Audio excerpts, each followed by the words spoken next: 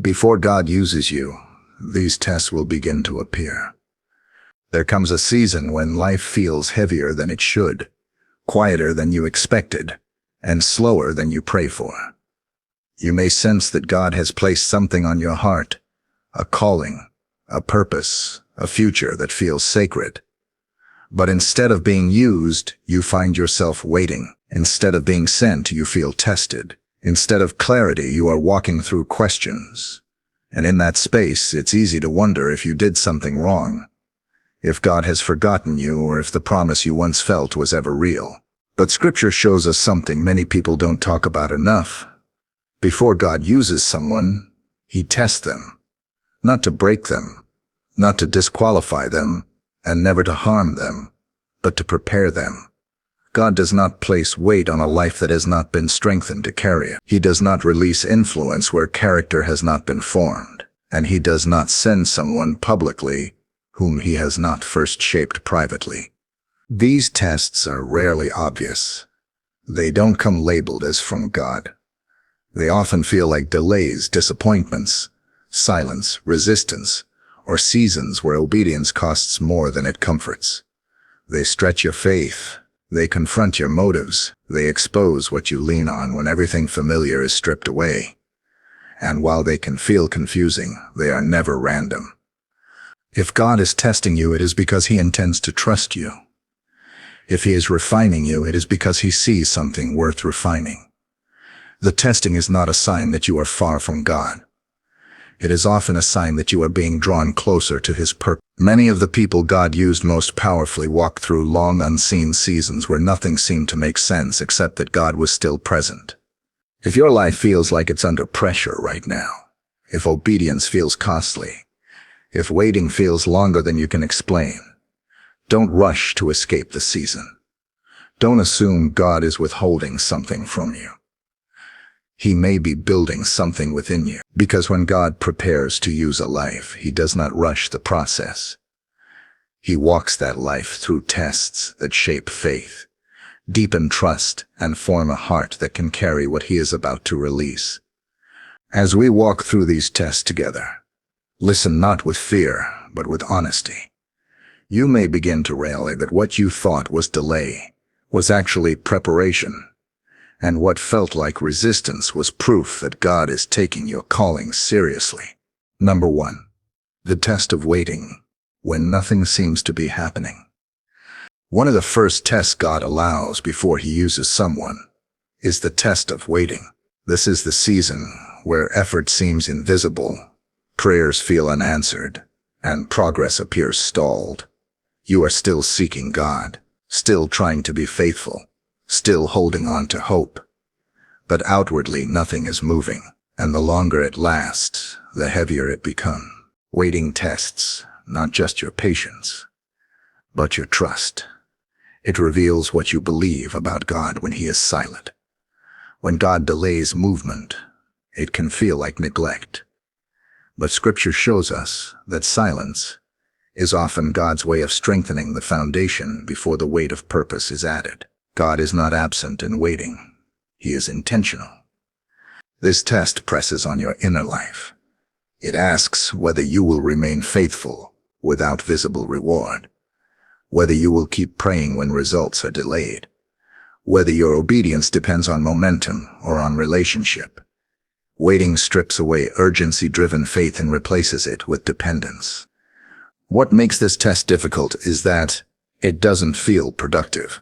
You may compare yourself to others who seem to be advancing while you remain still. You may question whether you missed your moment or misunderstood God's timing. But waiting is not wasted time.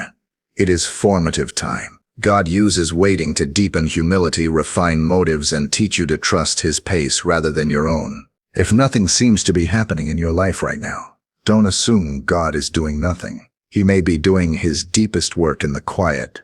Waiting is often where faith becomes rooted instead of rushed, and those roots are what sustain a life once God begins to use it. Number 2, the test of obedience, when it costs you comfort. Another test God allows before He uses someone is the test of obedience that costs comfort. This is the season when God asks you to choose his way over what feels easier, safer, or more appealing. Obedience no longer fits neatly into convenience.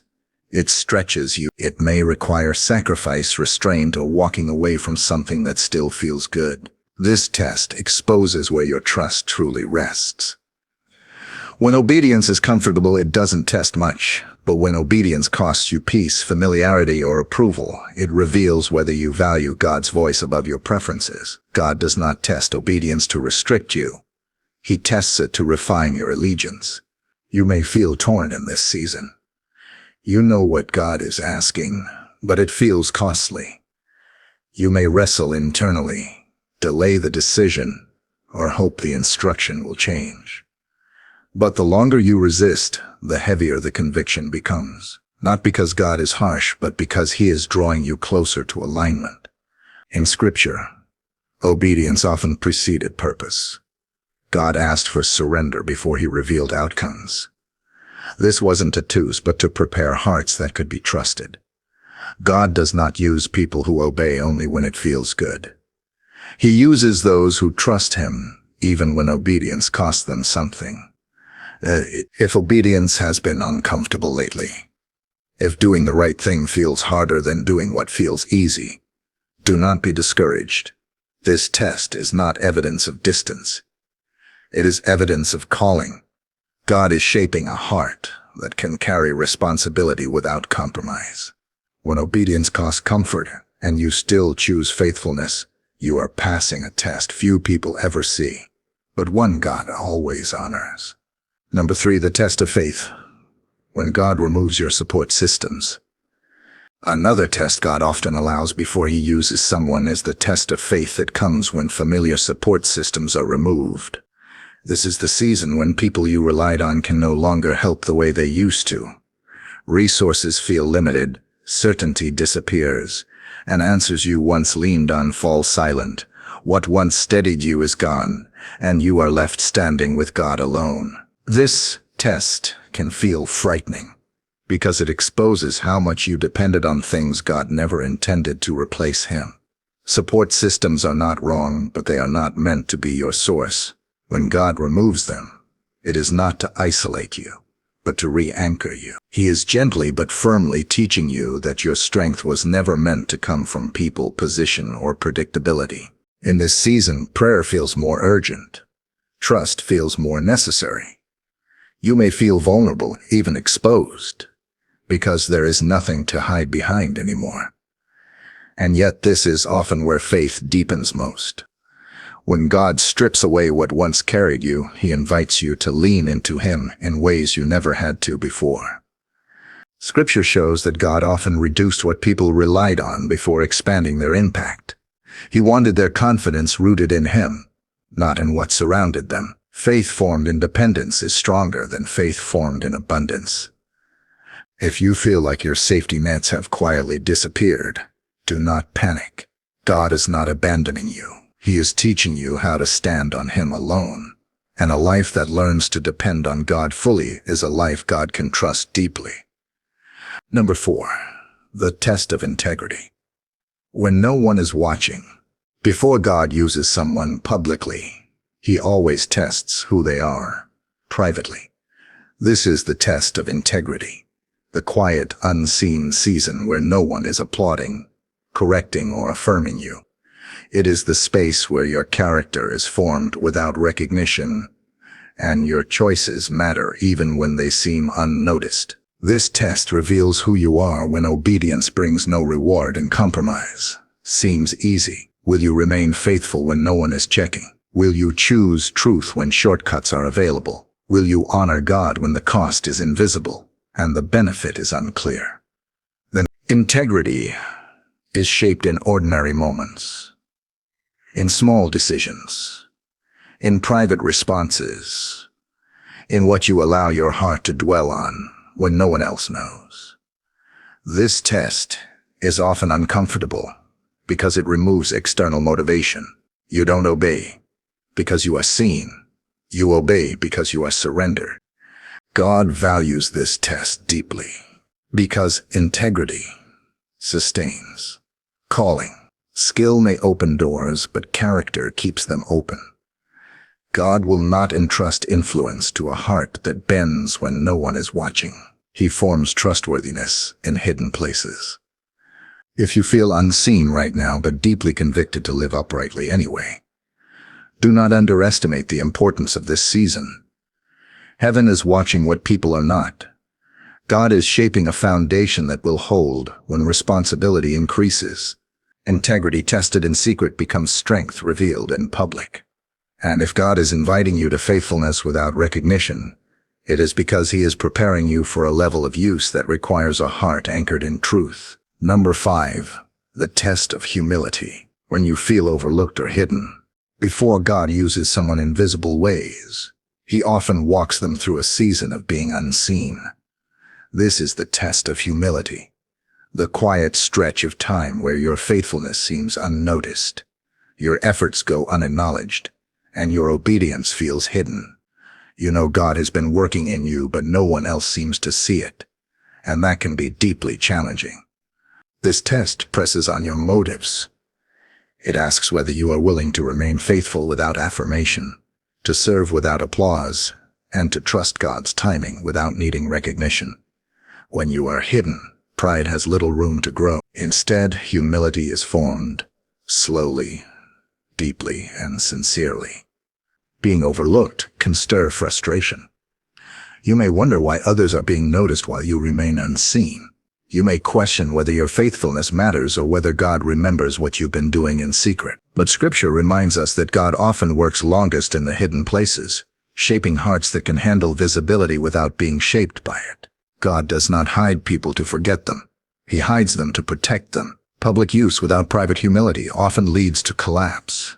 So God allows obscurity to teach contentment, gratitude, and trust. He teaches you to value obedience over attention and faithfulness over affirmation. If you feel hidden right now, faithful, growing, but unnoticed, do not rush this season.